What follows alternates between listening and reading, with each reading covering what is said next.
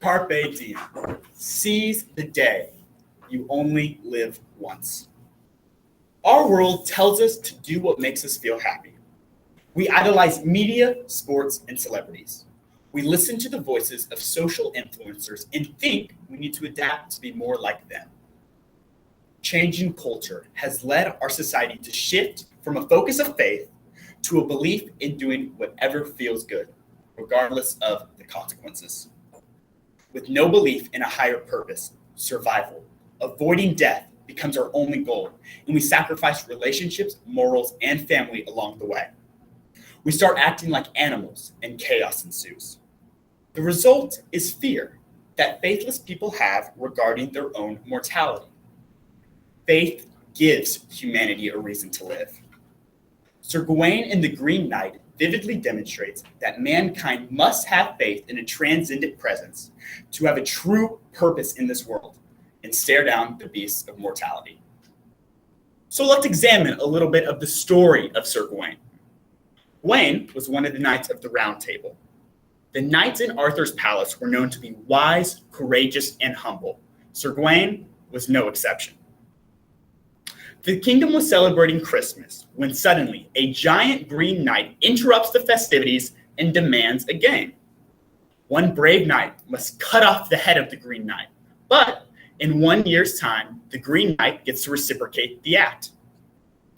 Everyone is silent, and finally King Arthur accepts the challenge. Gawain, knowing death is a possibility, but wanting to honor his king, steps in and agrees to face the Green Knight. Gawain takes up the axe and cuts off the head of the Green Knight. The Green Knight's body then picks up his own head, faces the crowd, and announces that Sir Gawain must meet him at the Green Chapel in 1 year's time. Time passes, and Gawain departs on his journey, facing many obstacles along the way. He climbed over cliffs in many strange lands, nowhere near home, friendless now. And at every ford over every stream, he found himself facing enemies so foul and wild that they forced him to fight for his life. His strength saved him, and his courage, and his faith. But Gawain is still human and has his faults. In his travels, he is presented with a magical sash that he is supposed to return to the king of the land. But fearful of what lied ahead, and knowing that the magical belt prevents death from everything God had created on earth, he keeps the sash in a moment of weakness. Arriving at the chapel, the Green Knight prepares to reciprocate the act. With his axe, he nicks the neck of Sir Gawain and calls Gawain out for his lack of faith in keeping of the sash. Gawain ultimately survives this challenge, his faith restored. He and all the knights forever wear a sash in remembrance of that faithful day and as a constant reminder to always keep their faith. So how is this story relevant to us today? In the story, the Green Knight symbolizes Earth and all of the challenges it brings. Gawain represents a man with faith, facing the threats of Earth. Our world has evolved in many ways, and we've lost virtue and faith along the way. Technology, infrastructure, economics, and government have all changed. In many ways, these changes have helped make our world a more comfortable place. But comfort is not always good. With too much comfort, people often become lazy and entitled. With these advancements, humanity has also grown in arrogance and continues to lose its values. Arrogance is the vice to honor. And with arrogance comes the idea that man is superior. Eventually, man puts himself as the same level as God. Thomas Andrews, the designer of the Titanic, once stated that not even God can sink the Titanic. And we all know how that ended. Humanity has also put technology in front of its own thought process. Technology has made the world much simpler. It has helped people look farther into the universe and understand our past. And it has opened new and rapid ways to communicate and consume information. But through these advancements, man has moved to rely on these technologies, and it's diminished our own ability to think. Answers to any question are accessible with the swipe of a finger. Man's need for God and faith in things unseen dwindles away. Faith gives humanity a reason to live. Gawain and the knights spread the love of God in their actions and words. Just days before Gawain's impending meeting with the Green Knight, he celebrates Christ's birth with the kingdom. The world rejoices for his sake, and that castle ate and drank in God's name. But as our world continues to lose its faith, chaos rises. With no belief in anything after death, we only have one goal: survival. Without faith, death is the end. There is no heaven, no hell, no afterworld, just nothing. In the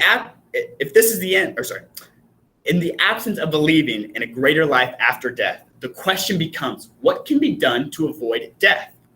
If this is the end, what is the purpose of love or pain, kindness or evil? Ultimately, the actions taken upon this world would have no true point. Humanity can kill and torture others for their entire life, and there would be truly no impact. But innately, man does long to survive. Humankind becomes like an animal in a cage trying to escape, clawing at everything in its path. Other people are obstacles to overcome, and those obstacles will be moved. Movies and stories of today highlight this chaotic and endless quest for eternal life without faith in God. Some have tried to put their brains in a machine to live forever. Others freeze their bodies to be awakened years later.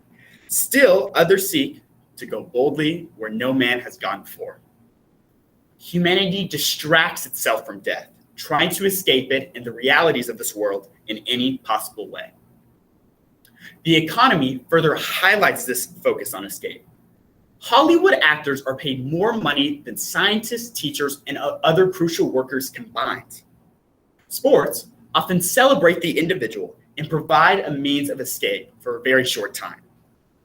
Fans spend hundreds of dollars to watch a game that lasts 3 hours. Man desires to escape the thought of his own death, and entertainment is the perfect distraction. What would you do to avoid death? When that question is asked, the line between right and wrong becomes very hazy. Gawain put his faith in a worldly object of the sash with the hope that it would save him from death. Men torture animals or even humans in cruel ways in search of a cure for sickness. When medicines are properly tested, it can take years of laboratory research and testing to have enough data to start human trials. But when people rush this process, unknown side effects can occur, and this can cause permanent damage. To some people, that's not even a problem. They care only about themselves and want to speed up the process. They give no regard to human life unless it is their own. The cruelty that lies in man's heart is something that needs to be questioned in all of us. Humanity needs to care for each other, just as Gawain and the knight showed. With the comforts of the world, the reliance and need for faith becomes obsolete. People have a life where everything is handed to them on a silver platter. They have no need to trust and depend on God, for they can see and have all they desire. Faith gives humanity a reason to live, far more than survival itself. With true faith, death can be welcomed, not sought after, but excited for what comes after. When people struggle, they oftentimes ask for assistance. For example, with the loss of a loved one, it is often very hard to cope. One may lash out in anger or wallow in self-pity. Without faith, death is the final stop, the end. But with faith, we can have comfort during this tragic time. For example, when a father dies, it is incredibly hard on a family. Knowing that the father had faith helps bring comfort to the family. Gawain also had faith in seeing his friends and family after death because he knew that they all shared the same beliefs. Faith is crucial when facing mortality. Obviously, it is not easy, but it can be thrilling. With faith, death is not something to be feared, but rather a passing of this life into something much greater. Life has challenges, which oftentimes test our faith.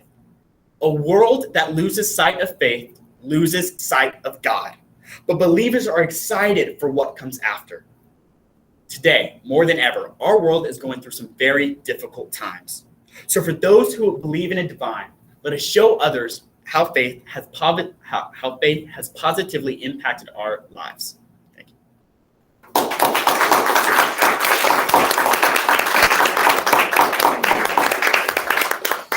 Very good. Yes, Melanie. Would you say that questioning your faith then is wrong because it's a lack of faith? I think understanding your faith is crucial, truly understanding it. For a person to truly know, they have to question their faith. They have to ask others and see through others what that faith is. People often go through some very difficult times, like stated previously. One oftentimes questions that, but they can see how faith through everyone, and it can better their faith themselves. Yes. You said we use entertainment to escape our fear of death and such. So America is a very entertainment-driven country, and we all seek entertainment whenever we're not doing something actively, or even the entertainment is what we're doing actively. Do you think that as a society we're trying to escape death and we're losing faith, and why is that? America is a country that heavily relies on entertainment. Originally, this country was built on faith. I think our world has definitely changed since then. And I believe that this country has changed in that way. As this country has shifted away from faith, that entertainment grows. And I think a lot of people use entertainment as a distraction, especially in this country. So what do you think the symbolism was for the beheading of the Green Knight in the beginning of the story? And how do you think that it contributed to the building of faith and like spirituality? At the beginning of the story, they are celebrating Christmas. King Arthur, before the Green Knight arrives, wants a game to happen. Suddenly, this giant Green Knight interrupts it. I believe that the Green Knight was a symbol of fear and lack of faith. God oftentimes gives us challenges, and we oftentimes ask for those challenges, just as Arthur did. I think Gawain stepping in to protect his king and showing that he had faith is one way that he overcame that challenge.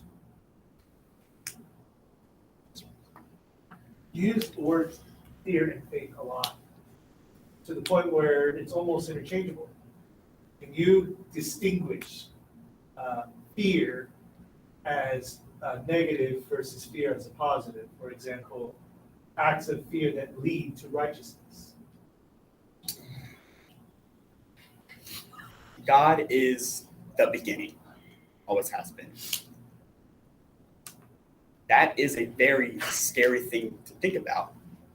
People often fear what they do not truly see. But people use that,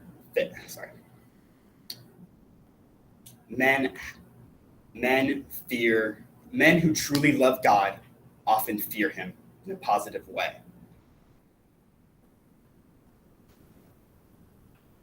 Micah, leading on to that, my question to expand on that a little bit is, can fear and faith coexist, and how can you, or you use an example in your own life and compare it to the book that you just read? Can fear and faith coexist? Or are they completely independent from one another? Fear and faith can coexist together. In Sir Gawain, he had faith in God. But he also knew that he could be experiencing death. You can be fearful of death, but excited for what comes after. You want to share the love of God in as much as you can and as long as you can live.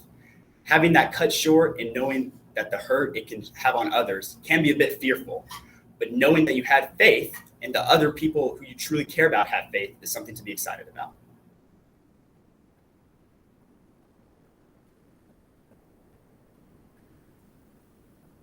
Any other questions? Okay, great job.